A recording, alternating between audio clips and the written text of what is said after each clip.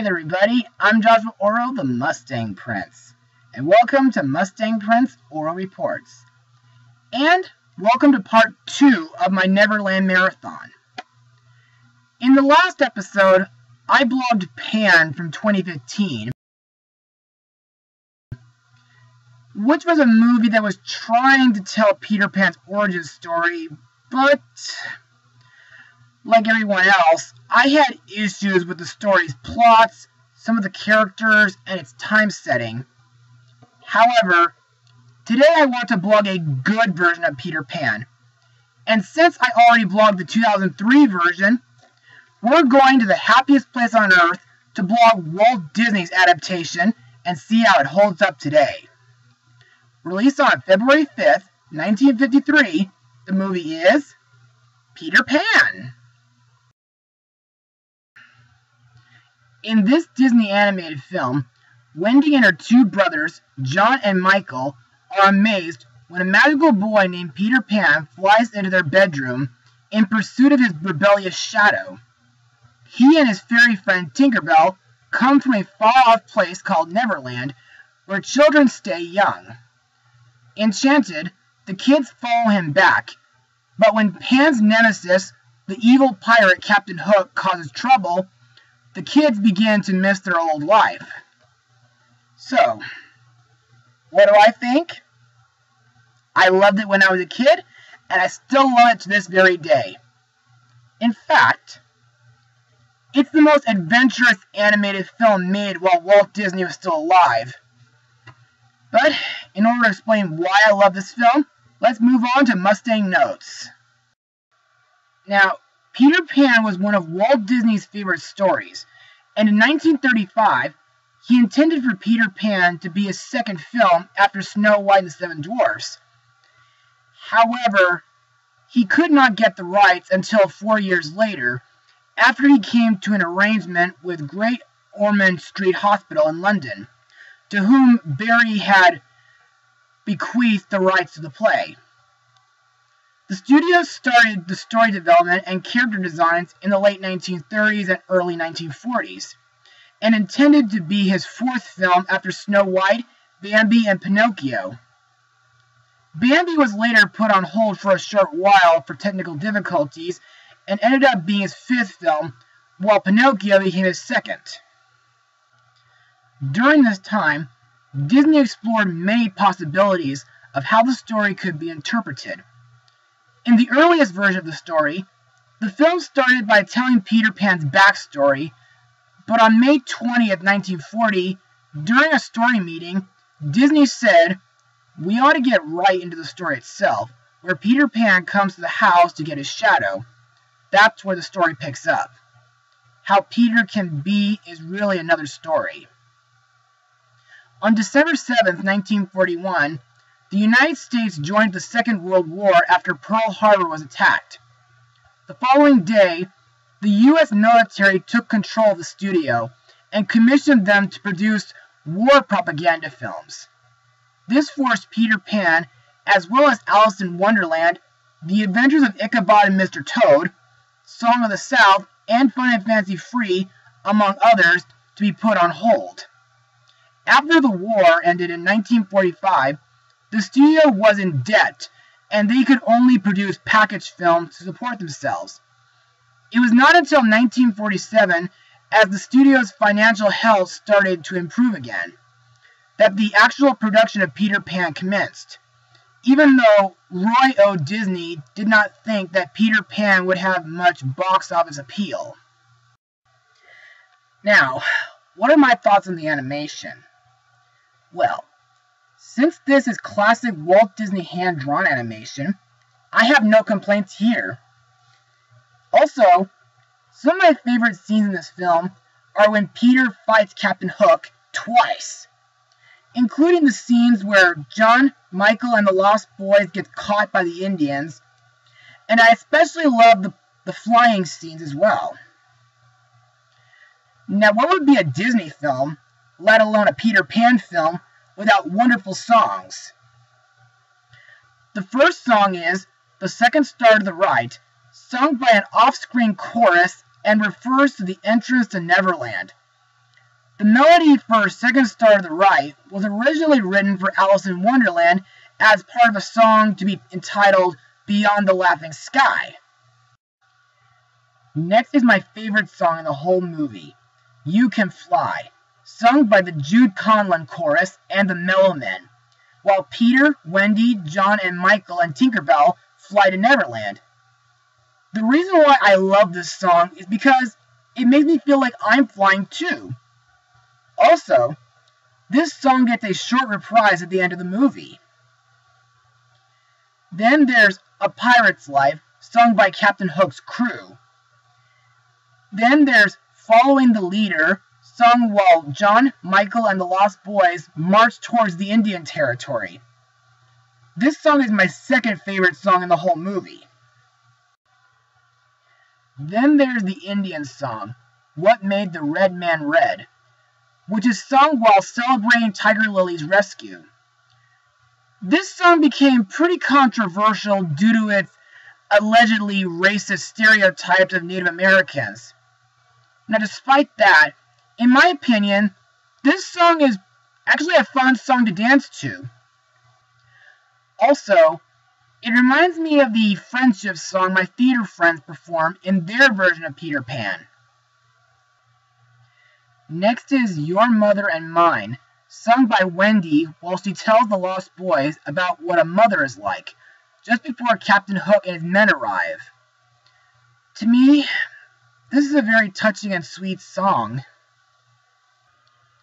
Next is the villain song, The Elegant Captain Hook, sung by Hook, Smee, and the Pirate Crew Chorus.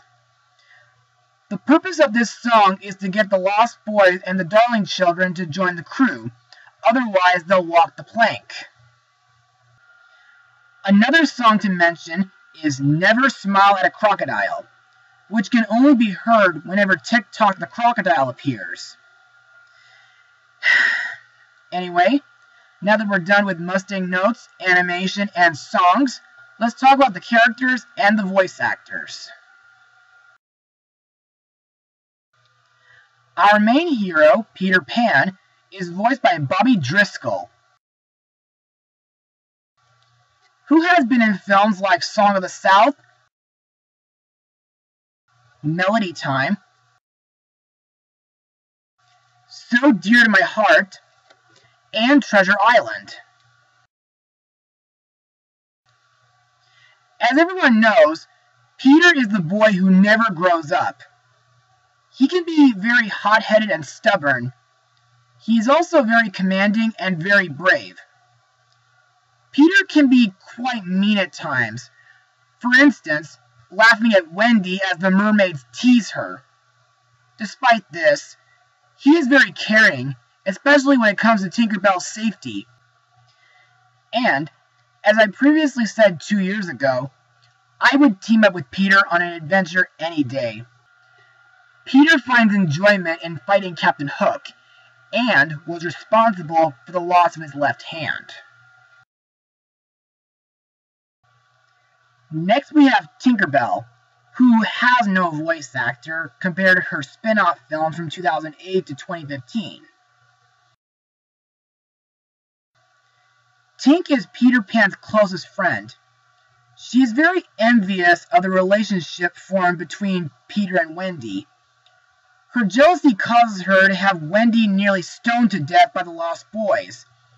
And she even tells Captain Hook where Peter's hideout is, when she thinks Hook's intention is to capture Wendy, not Peter.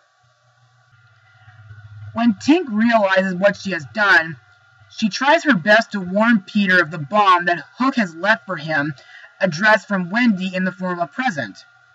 Fortunately, she manages to push the bomb away from Peter the very moment it explodes, thus saving Peter's life, almost at the cost of her own life. When Peter searches for her desperately in the ashes, she reflects a change of attitude towards Wendy and the boys, telling him that he must rescue them from Hook. Peter, however, says that he cannot leave her and tells her how much he loves her. Towards the end of the movie, Tink helps the Darling Children return home by sprinkling pixie dust all across the Jolly Roger that Peter Pan just inherited.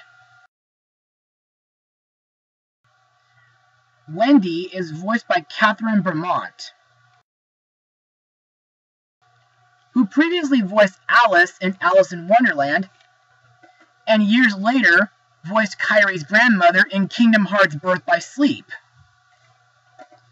Wendy is the eldest of the Darling children.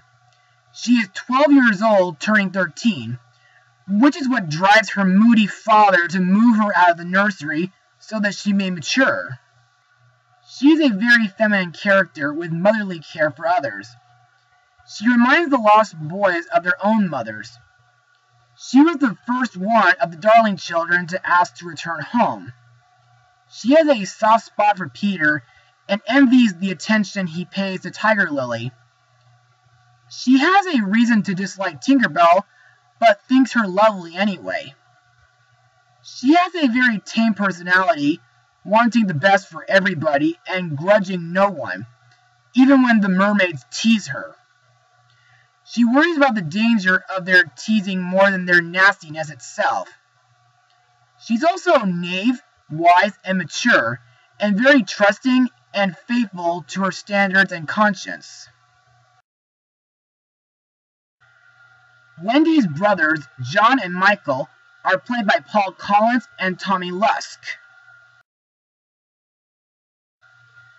John is 8 years old and acts very mature for his age, in a sophisticated way, unnatural to his age group.